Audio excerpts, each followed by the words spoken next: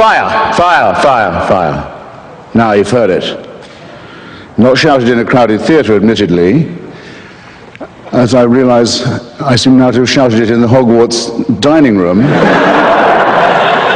But the point is made. Everyone knows the fatuous verdict of the greatly overpraised Justice Oliver Wendell Holmes, who asked for an actual example of when it would be proper to limit speech or define it as an action, gave that of shouting fire in a crowded theatre. It's very often forgotten what he was doing in that case was sending to prison a group of Yiddish-speaking socialists whose literature was printed in a language most Americans couldn't read, opposing President Wilson's participation in the First World War and the dragging of the United States into this sanguinary conflict, which the Yiddish-speaking socialists had fled from Russia to escape. In fact, it could be just as plausibly argued that the Yiddish-speaking socialists, who were jailed by the excellent and overpraised Judge Oliver Wendell Holmes, were the real firefighters, were the ones who were shouting fire when there really was fire in a very crowded theatre indeed. And who is to decide? Well, keep that question, if you would, ladies and gentlemen, brothers and sisters, I hope I may say comrades and friends, before your minds. I exempt myself from the Speaker's kind offer of protection that was so generously proffered at the opening of this evening. Anyone who wants to say anything abusive about or to me is quite free to do so, and welcome, in fact, at their own risk.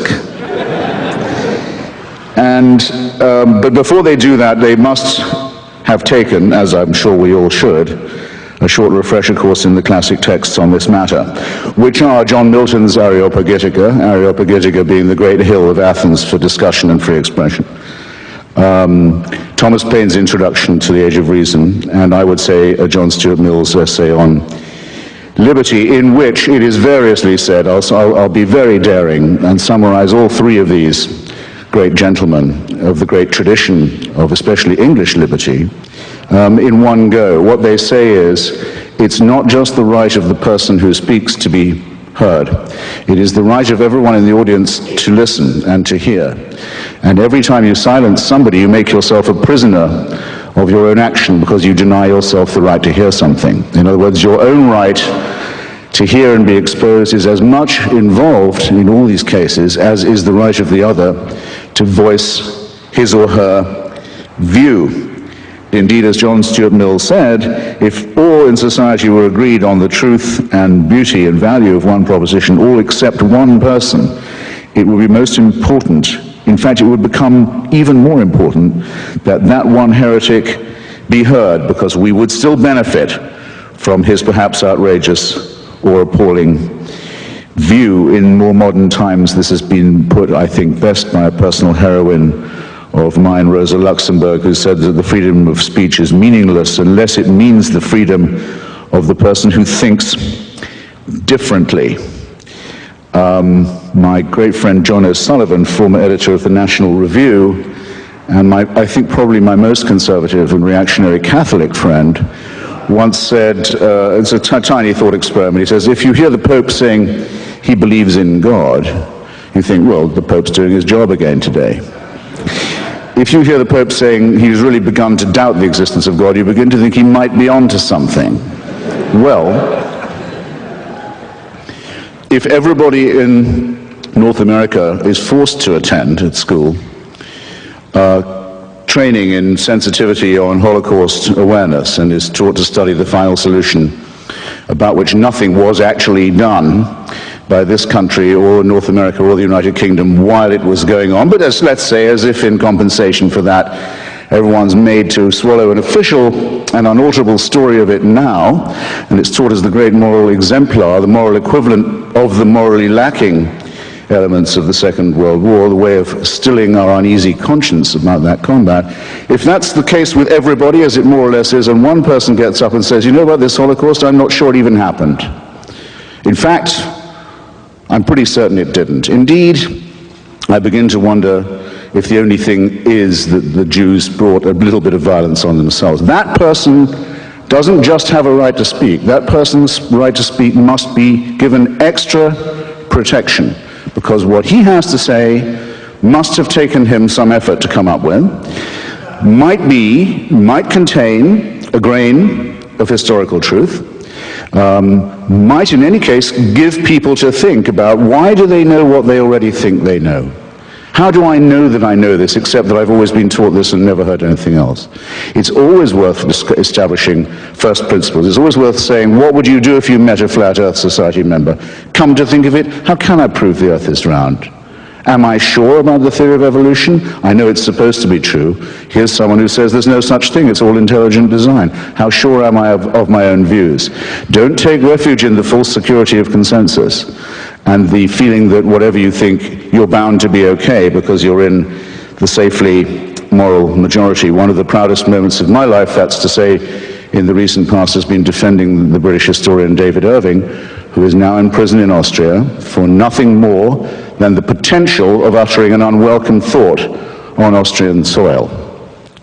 He didn't actually say anything in Austria. He wasn't even accused of saying anything. He was accused of perhaps planning to say something that violated an Austrian law that says only one version of the history of the Second World War may be taught in our brave little Tyrolean republic. The republic that gave us Kurt Waldheim as Secretary General of the United Nations, a man wanted in several countries for war crimes. You know, the country that has Jörg Haider, the leader of its own fascist party, in the cabinet that sent David Irving to jail.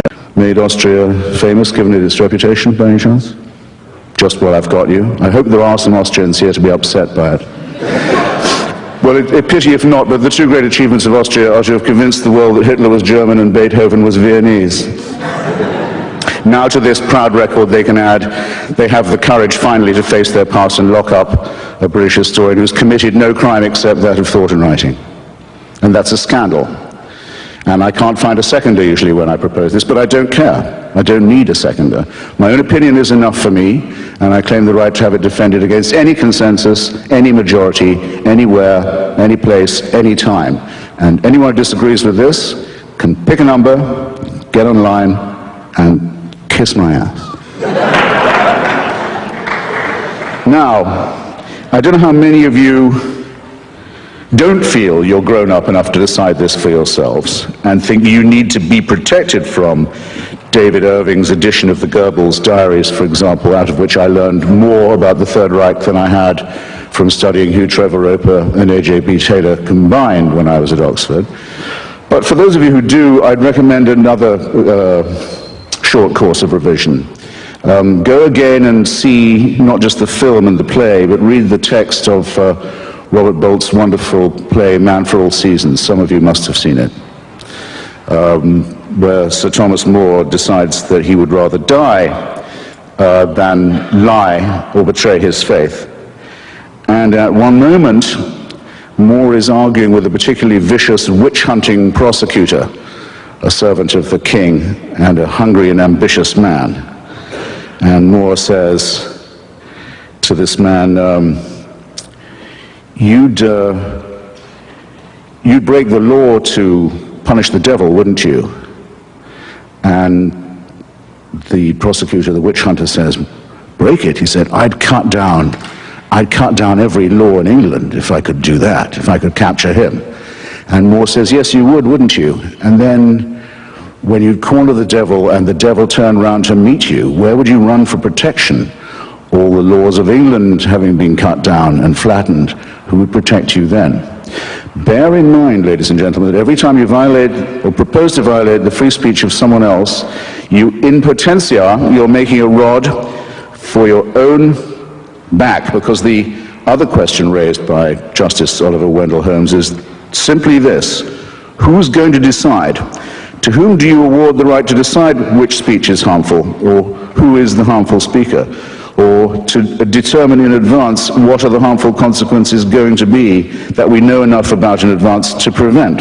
To whom would you give this job?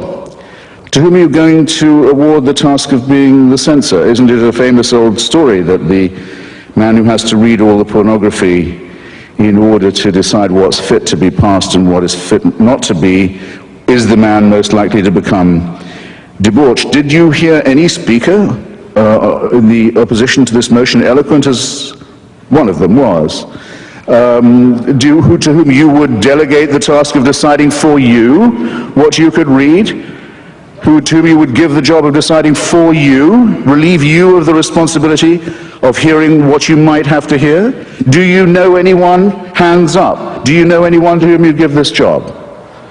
Does anyone have a nominee? You mean there's no one in Canada good enough to decide what I can read or hear? I had no idea. But there's a law that says there must be such a person, or there's a subsection of some piddling law that says it. Well, the hell with that law then. It's inviting you to be liars and hypocrites and to deny what you evidently know already. About the censorious instinct, we basically know all that we need to know, and we've known it for a long time. It comes from an old story about another great Englishman. Sorry to sound so particular about that this evening, Dr. Samuel Johnson, the great lexicographer, author of the first, compiler, I should say, of the first great dictionary of the English language. When it was complete, Dr. Johnson was waited upon by various delegations of people to congratulate him, of the nobility, of the quality, of the commons, of the lords, and also by a delegation of respectable ladies of London who attended on him in his Fleet Street lodgings and congratulated him. Dr. Johnson, they said, we are delighted to find that you have not included any indecent or obscene words in your dictionary. Ladies, said Dr. Johnson, I congratulate you on being able to look them up. Anyone who can understand that joke, and I'm pleased to see that about 10% of you can, gets the point about censorship, especially prior restraint, as it's known in the United States, where it's banned by the First Amendment to the Constitution. It may not be determined in advance what words are apt or inapt. No one has the knowledge that would be required to make that call, and more to the point, one has to suspect the motives of those who do so. In particular, the motives of those who are determined to be offended, of those who will go through a treasure house of English, like Dr. Johnson's first lexicon, in search of filthy words to satisfy themselves and some instinct about which I dare not speculate. Now, I am absolutely convinced that the main source of hatred in the world is religion and organized religion. Absolutely convinced of it. And I'm glad that you applaud, because it's a very great problem for those who oppose this motion, isn't it? How are they going to ban religion? How are they going to stop the expression of religious loathing, hatred, and bigotry? I speak as someone who's a fairly regular target of this, and not just in rhetorical form. I have been the target of many death threats. I know within a short distance of where I'm currently living in Washington, I can name 2 or 3 people whose names you'd probably know who can't go anywhere now without a security detail because of the criticisms they've made of one monotheism in particular. And this is in the capital city of the United States. So I know what I'm talking about, and I also have to notice that the sort of people who ring me up and say they know where my children go to school, and they certainly know what my home number is and where I live, and what they're going to do to them and to my wife and to me, and who I have to take seriously because they have done it to people I know, are just the people who are going to seek the protection of the hate speech law if I say what I think about their religion, which I'm now going to do. Because I don't have any what you might call ethnic bias. I've no grudge of that sort, along with pretty much anyone of any, as it were, origin or sexual orientation or language group, except people from Yorkshire, of course, who are completely untakeable. And I'm beginning to resent the confusion that's being imposed on us now, and there was some of it this evening, between religious belief, blasphemy, ethnicity, profanity, and what one might call multicultural etiquette. It's quite common now for people to use the expression, for example, anti-Islamic racism, as if an attack on a religion was an attack on an ethnic group. The word Islamophobia, in fact, is beginning to acquire the opprobrium of that was once reserved for racial prejudice. This is a subtle and very nasty insinuation that needs to be met head on. Who said, what if Falwell says he hates fags? What if people act upon that? The Bible says you have to hate fags. If Falwell says he's saying it because the Bible says so, he's right. Yes, it might make people go out and use violence. What are you going to do about that? You're up against a group of people who will say, you put your hands on our Bible or we'll call the hate speech police. Now, what are you going to do when you've dug that trap for yourself? Somebody said that anti-Semitism and Kristallnacht in Germany was the result of 10 years of Jew baiting. 10 years? You must be joking. It's the result of 2,000 years of Christianity, based on one verse of one chapter of St. John's Gospel, which led to a pogrom after every Easter sermon every year for hundreds of years, because it claims that the Jews demanded the blood of Christ be on the heads of themselves and all their children to the remotest generation. That's the warrant and license for and incitement to anti-Jewish pogroms. What are you going to do about that? Where's your piddling subsection now? Does it say St. John's Gospel must be censored? Do I, who've read Freud and know what the future of an illusion really is and know that religious belief is ineradicable as long as we remain a stupid, poorly evolved mammalian species, think that some Canadian law is going to solve this problem? Please. No, our problem is this: our prefrontal lobes are too small, and our adrenaline glands are too big, and our thumb finger opposition isn't all that it might be.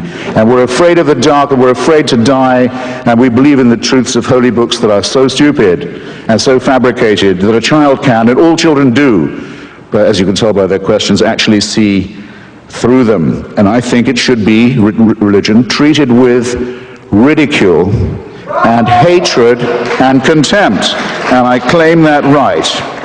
Now, let's not dance around. Not all monotheisms are exactly the same at the moment. They're all based on the same illusion. They're all plagiarisms of each other. But there's one in particular that at the moment is proposing a serious menace, not just to freedom of speech and freedom of expression, but to quite a lot of other freedoms too. And this is the religion that exhibits the horrible trio of self-hatred, self-righteousness, and self-pity. I'm talking about militant Islam. Globally, it's a gigantic power. Globally, it's a gigantic power. It controls an enormous amount of oil wealth, several large countries and states. With an enormous fortune, it's pumping the ideology of Wahhabism and Salafism around the world, poisoning societies where it goes, ruining the minds of children, stultifying the young in its madrasas, training people in violence, making a cult of death and suicide and murder. That's what it does globally. It's quite strong. In our societies, it poses as a cringing minority whose faith you might offend, which deserves all the protection that a small and vulnerable group might need. Now, it makes quite large claims for itself, doesn't it? It says it's the final revelation. It says that God spoke to one illiterate businessman in the Arabian Peninsula 3 times through an archangel, and that the resulting material, which as you can see when you read it, is largely plagiarized from the Old and the New Testament, almost all of it actually plagiarized ineptly from the Old and New Testament, is to be accepted as a divine revelation and as the final and unalterable one, and that those who do not accept this revelation are fit to be treated as cattle, infidels, potential chattel, slaves, and victims. Well, I tell you what, I don't think Muhammad ever heard those voices. I don't believe it. And the likelihood that I'm right, as opposed to the likelihood that a shepherd a businessman who couldn't read, had bits of the Old and New Testament redictated to him by an archangel, I think puts me much more near the position of being objectively correct. But who is the one under threat? The person who promulgates this and says, I'd better listen because if I don't, I'm in danger? Or me, who says, oh, no, I think this is so silly, you could even publish a cartoon about it. And up go the placards, and up go the yells and the howls and the screams. Behead those. This is in London. This is in Toronto. This is in New York. It's right in our midst now. Behead those who cartoon Islam. Do they get arrested for hate speech? No. Might I get in trouble for saying what I've just said about the Prophet Muhammad? Yes, I might. Where are your priorities, ladies and gentlemen? You're giving away what's most precious in your own society, and you're giving it away without a fight, and you're even praising the people who want to deny you the right to resist it. Shame on you while you do this.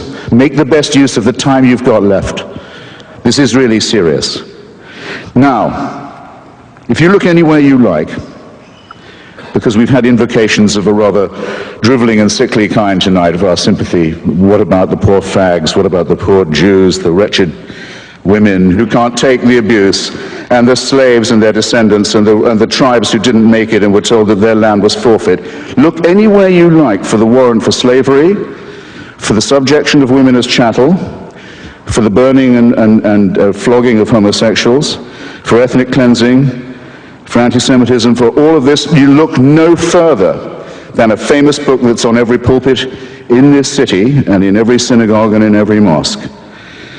And then just see whether you can square the fact that the force that is the main source of hatred is also the main caller for censorship. And when you realize that you're therefore this evening faced with a gigantic false antithesis, I hope that still won't stop you from giving the motion before you the resounding endorsement that it deserves. Thanks awfully. Night-night. Stay cool.